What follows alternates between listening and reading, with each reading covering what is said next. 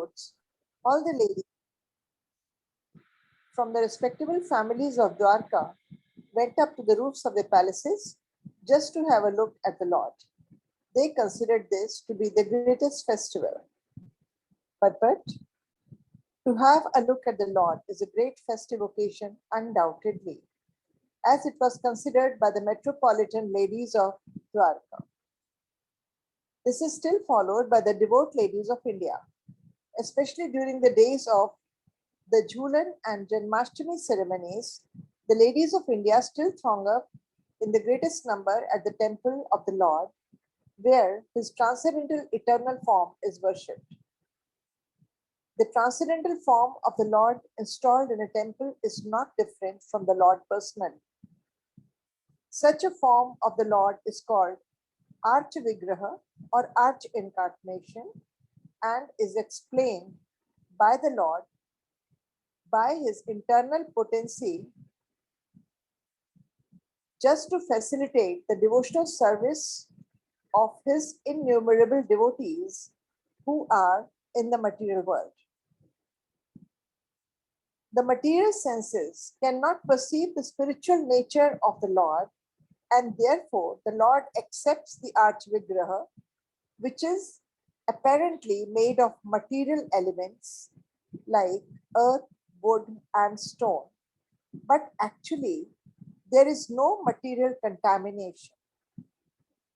The Lord being Kaivalya, one alone, there is no matter in him. He is one without a second, and therefore the Almighty Lord can appear in any form without being contaminated by the material conception. Therefore, festivities in the temple of the Lord, as held generally, are like festivals performed during the manifestive days of the Lord of Dwarka about 5,000 years ago. The authorized acharyas who know the science perfectly install such temples of the Lord under regulative principles just to offer facilities to the common man, but persons who are less intelligent, without being conversant with this science, mistake this great attempt to be idol worship and poke their nose into that to which they have no access. Therefore, the ladies or men who observe festivals in the temples of the Lord just to have a look at the transcendental form are 1,000 times better, times more glorious than those who are non-believers in the transcendental form of the Lord. It appears from the verse that the inhabitants of Dwarka were all owners of big palaces. This indicates the prosperity of the city. The ladies got up on the roofs just to have a look at the procession and the Lord. The ladies did not mix with the crowd on the street, and thus their respectability was perfectly observed. There was no artificial equality with the man. Female respectability is preserved more elegantly by keeping the woman separate from the man. The sexes should not mix unrestrictedly. Hare Krishna.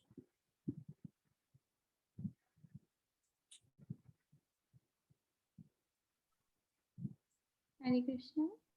Thank you for reading, Neelam Aunty. Do you want to share something?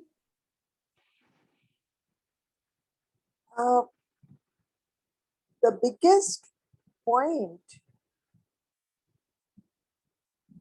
this shloka elaborates is that the form or vigraha or arch vigraha of the Lord is not different from the Lord. Although it is made up of material elements, there is no matter in it. It is all spiritual. And taking darshanas of this form gives equal benefits to remembering him in spiritual way. For us, human beings who are on this earth, we are all materially inclined and unable to be in contact, in spiritual contact with the Lord. And for us, it is essential to take darshanas of the Vigraha or the Arch Vigraha of the Lord. I remember once when I said that we are idol worships. That time I was very ignorant, and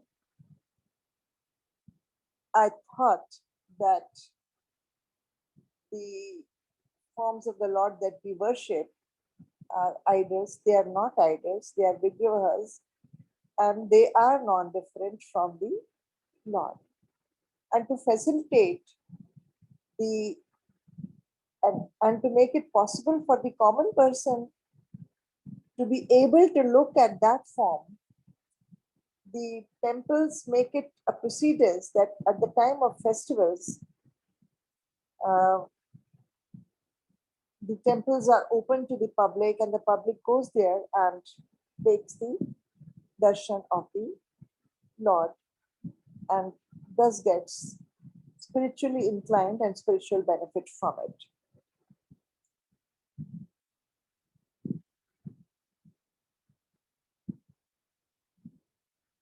Thank you. That's what I got from this. Please share your points, please. Thank you for sharing, Neelam. I really have nothing more to add. You explained so nicely. Does anyone else want to share anything? Any comments, elaborations, questions?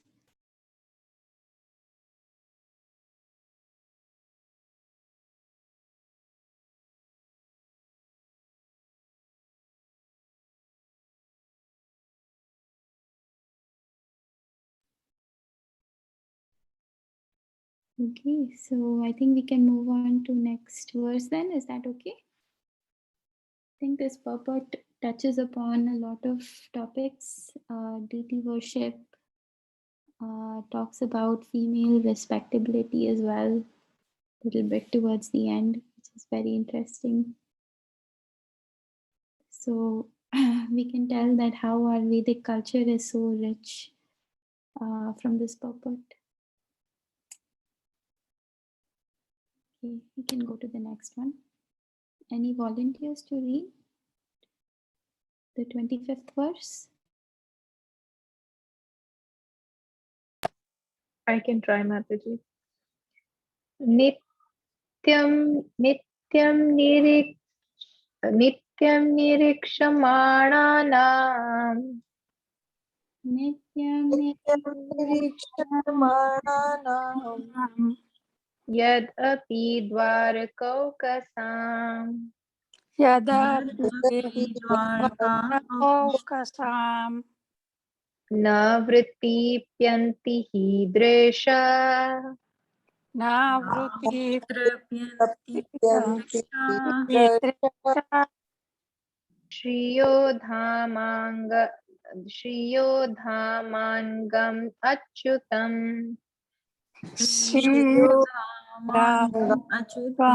Achyutam. Translation.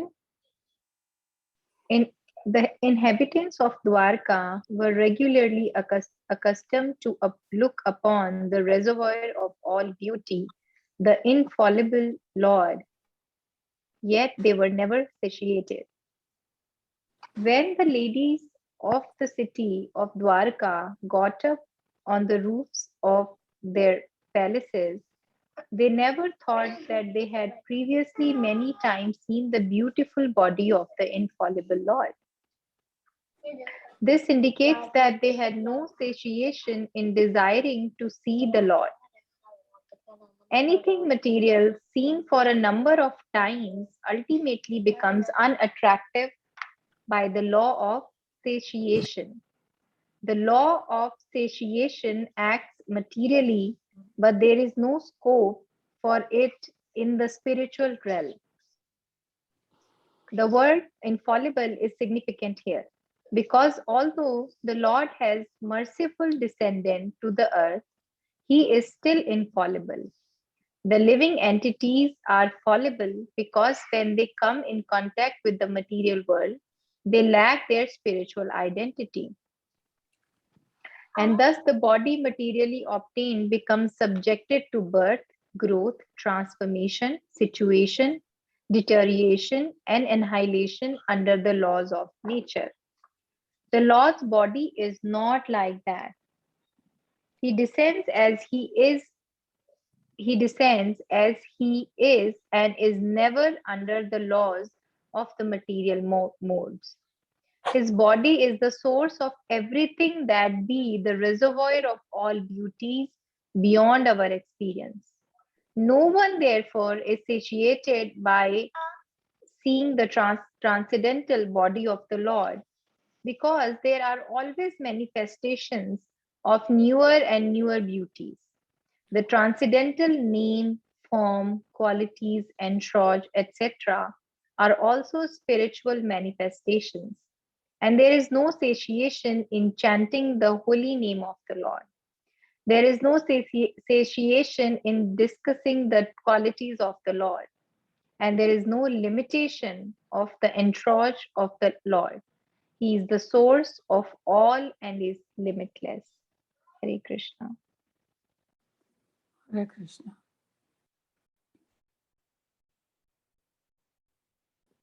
And Krishna Mataji, do you want to share something?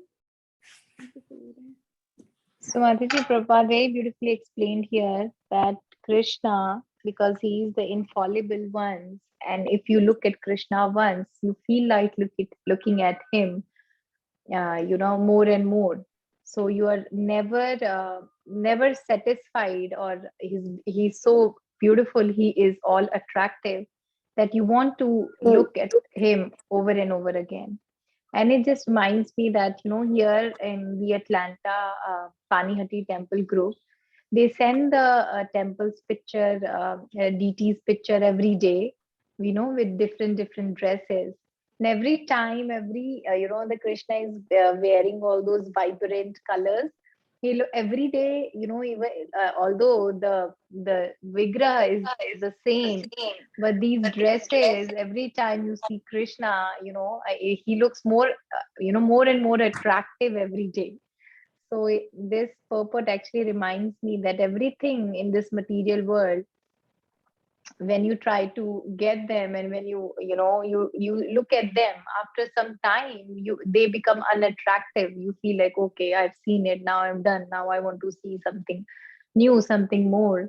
But Krishna, because he is not subjected to the material modes of nature, and he's the true avatari, so when you look at him, you feel like looking Krishna more and more. So it just reminded me that every day when they send the pictures and I have the darshan, the Krishna every day looks different with those nice vibrant dresses, and nobody can actually look that beautiful in those dresses. So that is very true, that because Krishna is the supreme Lord, and all the beauties, all the fame, all the Aishwaryas actually comes from Krishna.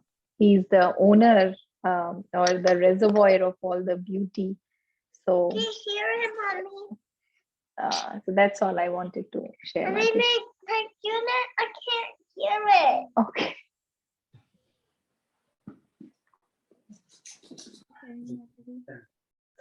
Anyone else wants to share anything? As well?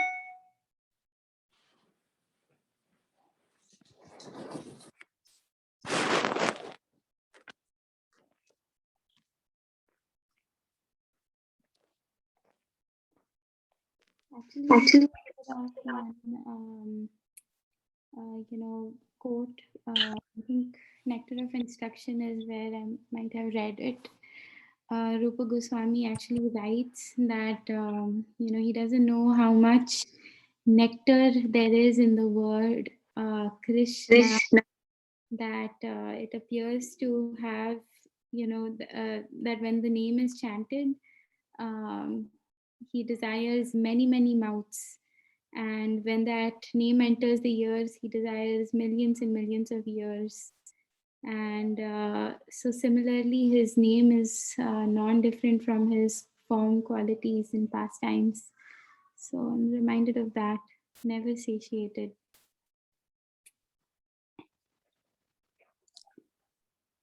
Okay, shall we move on to the next verse?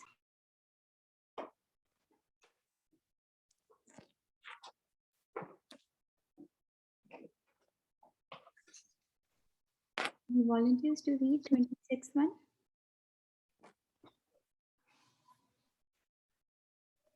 Yeah, I can read.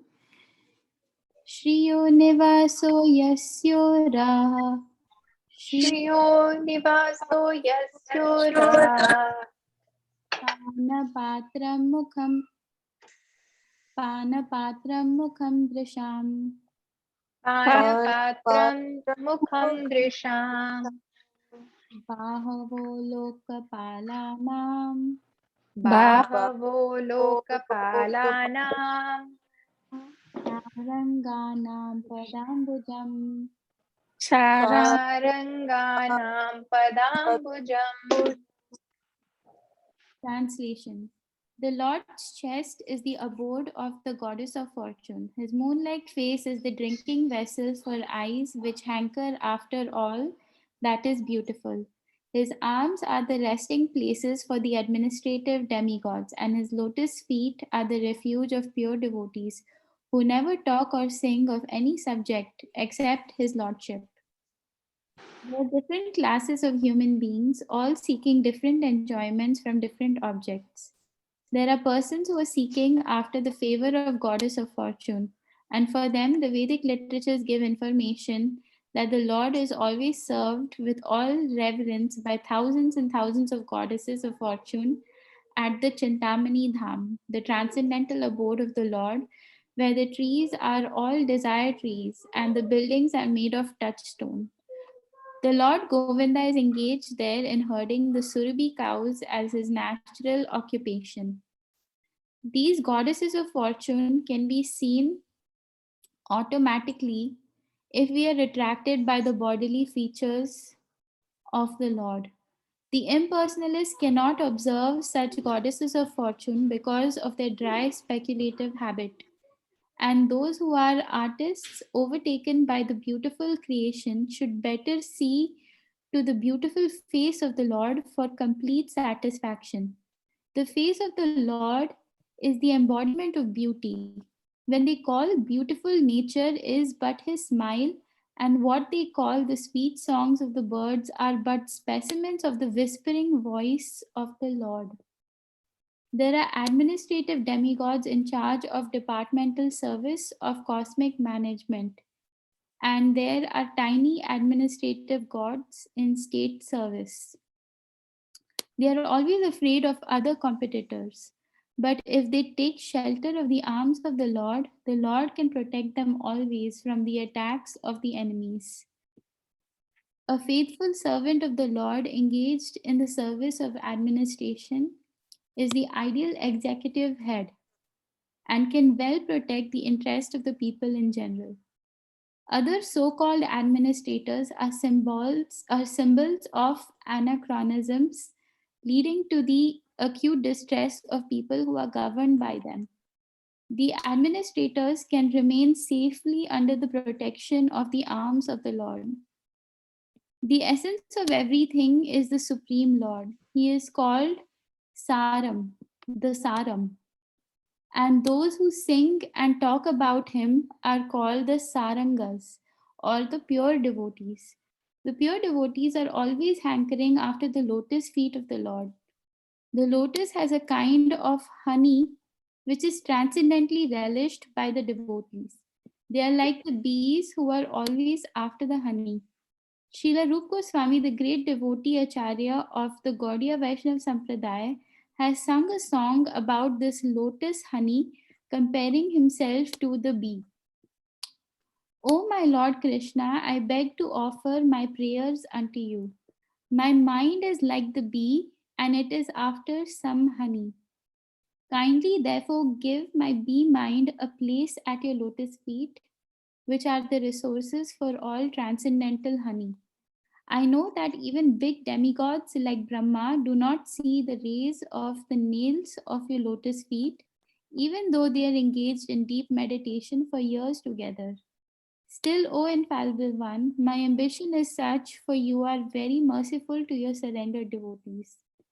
O Madhava, I know also that I have no genuine devotion for the service of your lotus feet, but because your lordship is inconceivably powerful, you can do what is impossible to be done. Your lotus feet can deride even the nectar of the heavenly kingdom, and therefore I am very much attracted by them. O Supreme Eternal, please therefore let my mind be fixed at your lotus feet, so that eternally I may be able to relish the taste of your transcendental service. The devotees are satisfied with being placed at the lotus feet of the Lord and have no ambition to see his all beautiful face or aspire for the protection of the strong arms of the Lord. They are humble by nature, and the Lord is always leaning towards such humble devotees. Hare Krishna, very deep purport, but the only thing I can think of is actually when taking darshan of the Lord and looking at his various features, such as starting from his lotus feet and then going up to his hips, his arms, and then his face and eyes. We can think about, or at least we can think about the how the various bodily features of the Lord are so attractive. Definitely, the lotus feet is what our acharyas are, advising us is the safest place to be. But, but definitely here, we looking at the arms, we can think about, how the Lord is protective of those who are his faithful servants, and his smile and abode of beauty, his face and his bodily features are so attractive, and that attractiveness is because of the thousands and thousands of Lakshmis that are serving him. Anybody knows which song this is by Srila Rup Goswami? I was trying to remember, but I couldn't recall.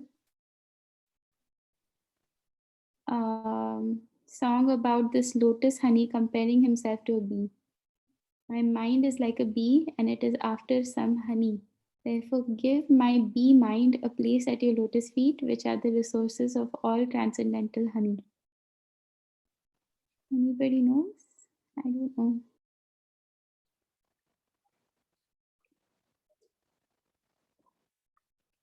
No, Mataji, don't remember.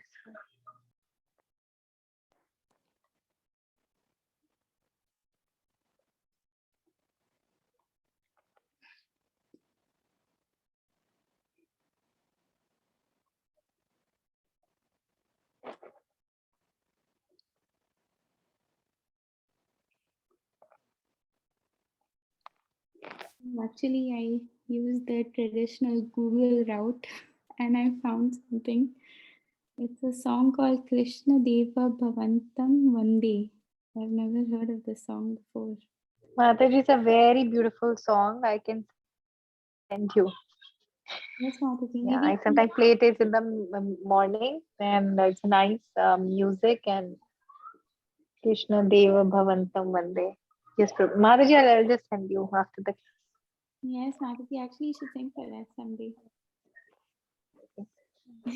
You should try, Mataji. Yeah, उसमें थोड़े high notes हैं मतलब I mean a good singer can try. I cannot. I will send you. Anybody else would like to share anything? Any realizations or anything that they would like to highlight?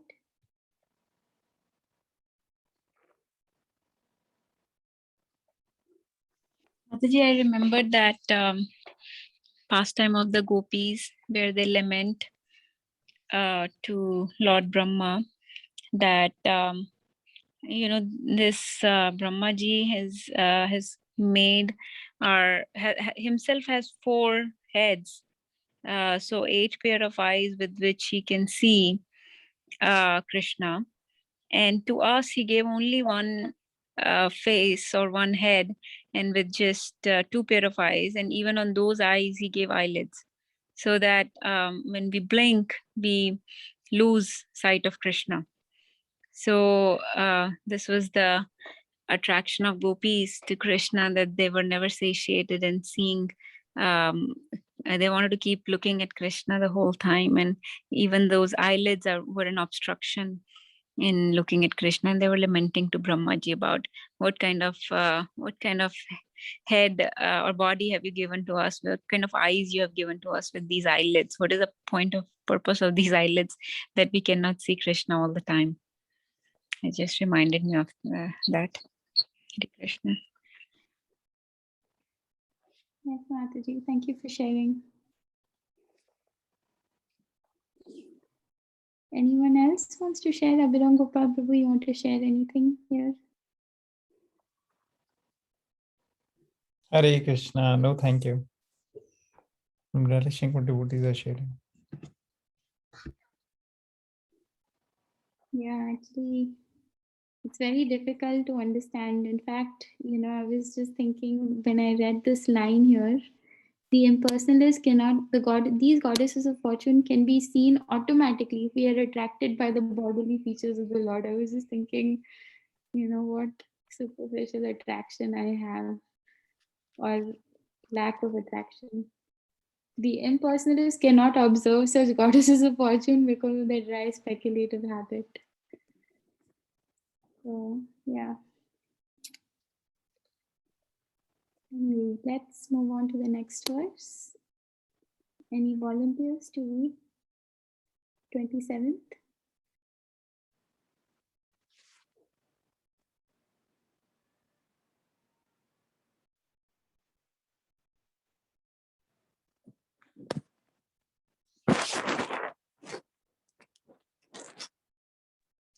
Yeah, I can.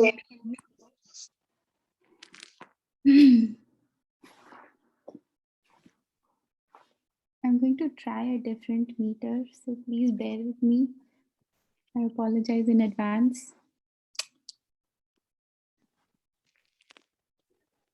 Sita tapatra vajanerupaskritaha. Sita tapatra vajanerupaskritaha. Prashuna varshirabhivarshitapati. Abhivarshitapati. Vishangavasa vanamalaya babho.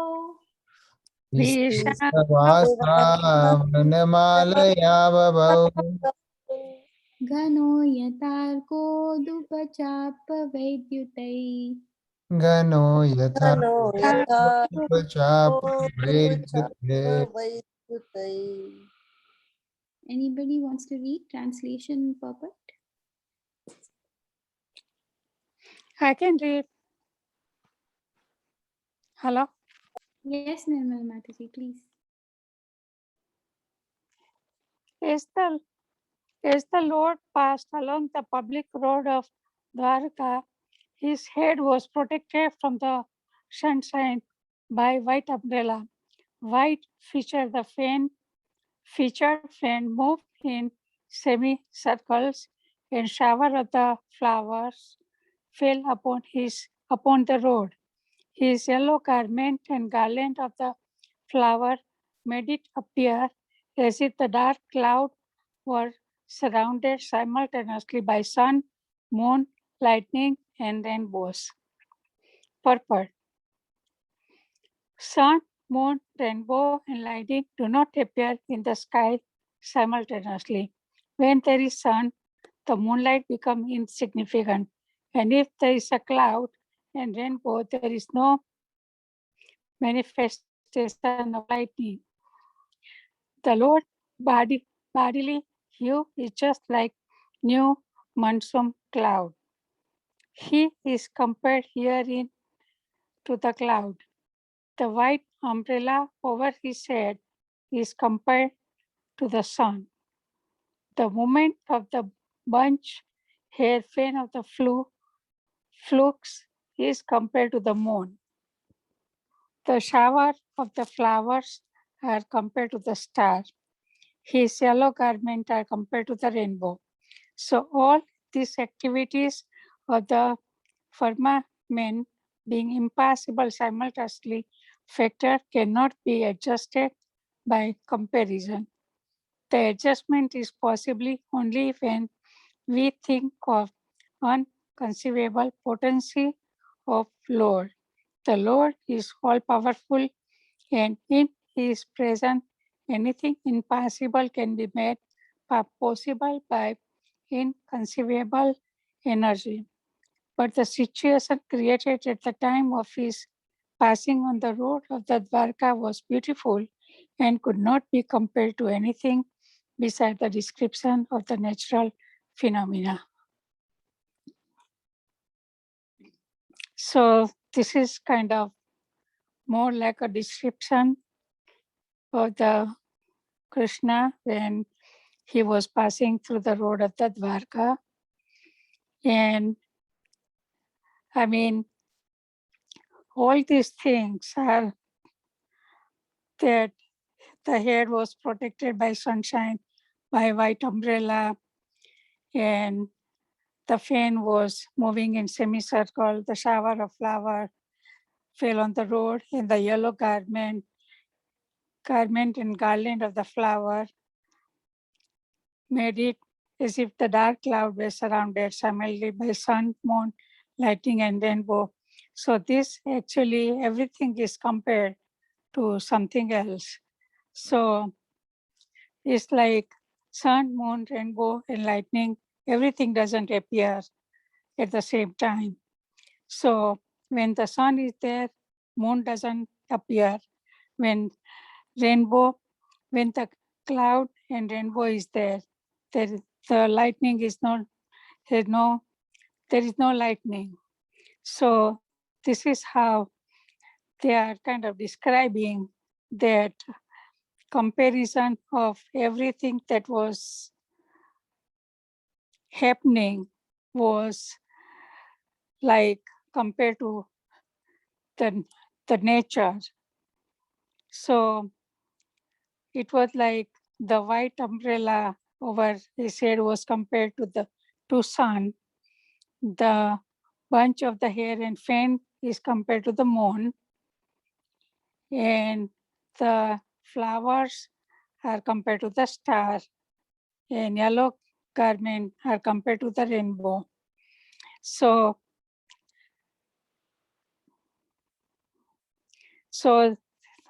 according to this, there is no comparison. Means I don't know, I don't quite get that, but it's just like the Lord is so powerful that in this present, everything is impossible is made possible. So the roads of the Dwarka were beautiful, and it cannot be compared to anything else. So I think all these outfits are compared with the nature. So somebody can, explain more if you like to, but this is what I understood. Hare Krishna. Hare Krishna. Does anyone also want to explain? Hello.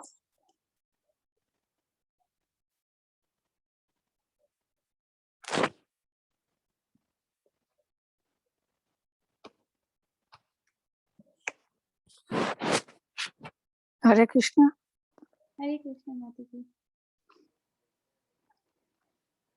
Abhiram Gopal Prabhu, you want to explain this?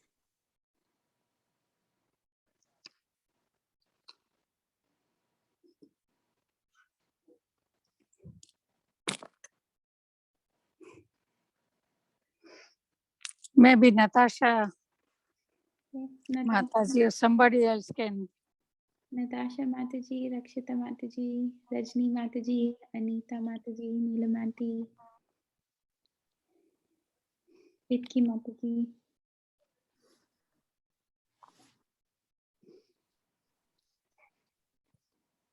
Anyone wants to explain?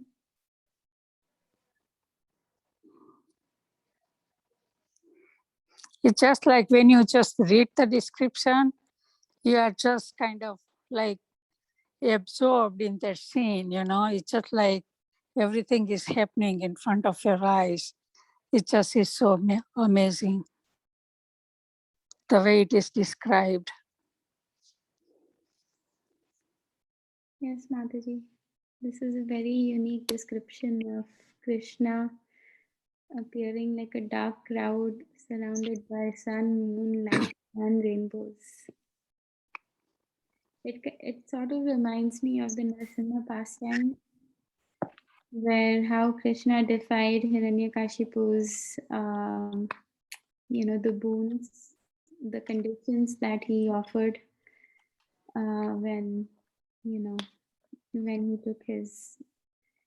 did not want to be killed by the daytime, nighttime, on the earth, and weapons, all those different laws or conditions that he had. Krishna defied all of them. So similarly here also, Krishna is defying laws of nature that we would typically think of. Okay, so it's 9 o'clock. I think we can end it for today. And unless someone wants to share any realizations, I'm very eager to hear. But otherwise, we can end it. Hare Krishna. So I think we can listen a lecture on this and see if there is any insight shared by any of the other devotees. And then probably we can circle back and discuss tomorrow. How do you like the idea?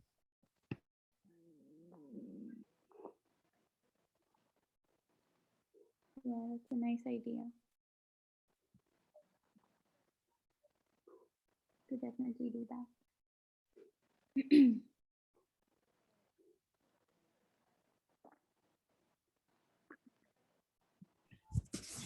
So we'll conclude for tonight. Yes.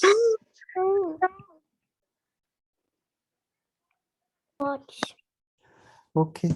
Thank you all the devotees for joining. Granth-raj Srimad Bhagavatam ki jai. Srila Prabhupada ki jai. Yeah.